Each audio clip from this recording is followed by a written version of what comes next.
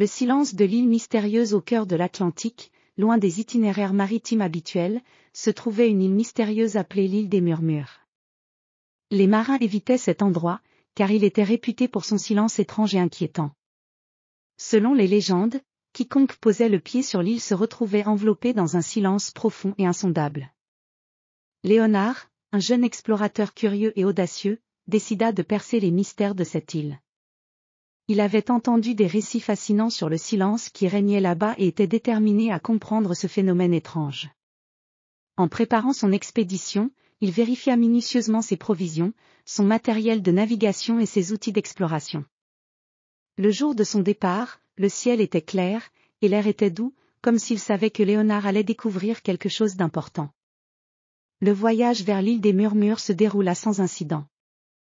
Léonard navigua pendant plusieurs jours dans l'Atlantique, en utilisant les étoiles comme guide.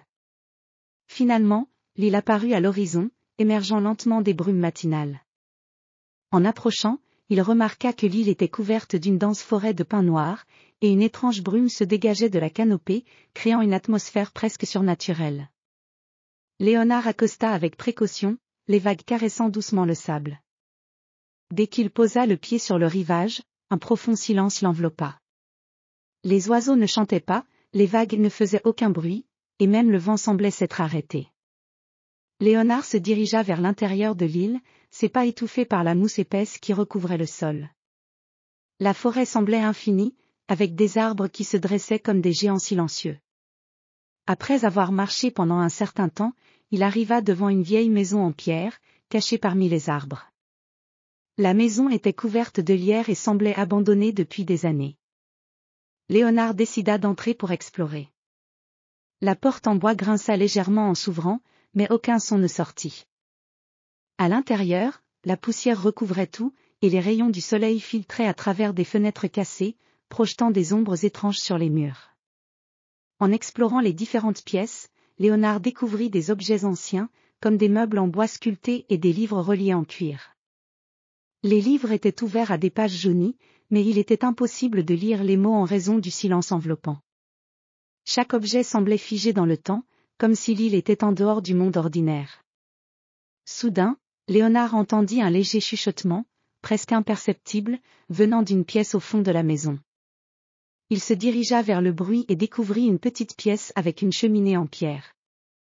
Sur la cheminée se trouvait un ancien journal, dont les pages semblaient se tourner toutes seules, comme si un invisible lecteur les feuilletait. Léonard prit le journal avec précaution et commença à lire. Le journal appartenait à un explorateur du passé qui avait visité l'île avant lui. Les pages racontaient comment l'île avait été le foyer d'une ancienne civilisation qui avait recherché le silence comme une forme de méditation. Il croyait que le silence absolu était la clé pour atteindre un état de pureté spirituelle. Cependant, quelque chose s'était mal passé, et l'île avait été abandonnée, laissant le silence comme seul vestige de leur quête. En lisant le journal, Léonard comprit que le silence de l'île n'était pas simplement une absence de bruit, mais une conséquence d'un équilibre fragile entre les forces naturelles et spirituelles.